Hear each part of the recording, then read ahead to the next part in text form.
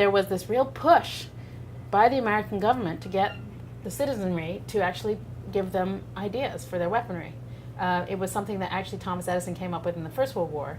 It was this wonderful faith in the American people that we are an inventive people and we could come up with solutions to the war. And so there were these posters everywhere saying, send your inventions to us at the National Inventors Council, and here's the address, and here's a pamphlet on all the different kinds of inventions you could give us.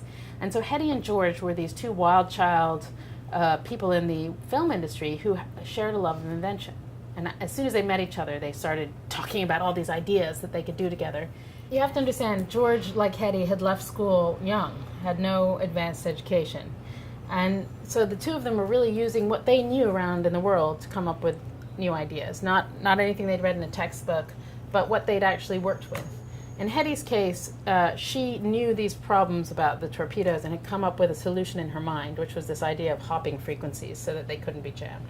She went to George, they meet, and she finds this man who has a possible way of creating a mechanical system that will allow a ship and a torpedo and an airplane to communicate on multiple frequencies based on piano rolls.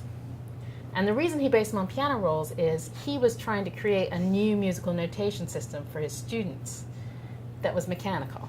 Instead of seeing notes on paper, you would run piano rolls and they would show you where to put your fingers. Got you.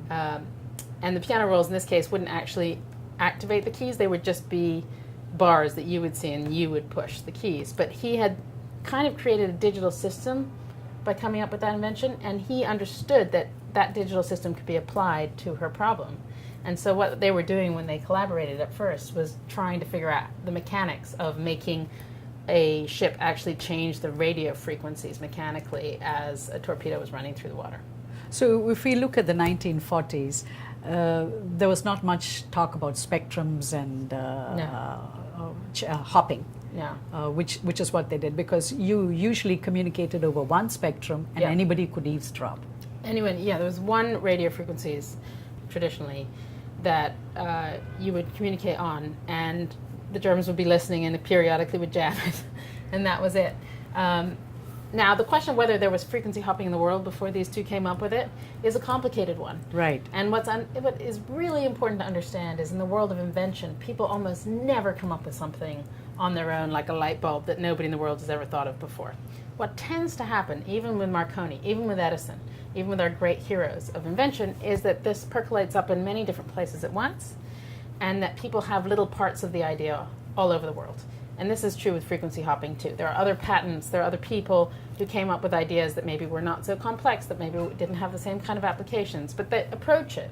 And so you cannot say they're the only people in the world that came up with it. But in fact, they did come up with the most comprehensive system that the world has seen to date at that time, and they came up with it at a time when the Navy was actually asking for it and needed it. And thank you for watching. If you missed any of our shows, you can catch them on our YouTube channel. We'll be back again next week with another edition of our show. Until then, goodbye.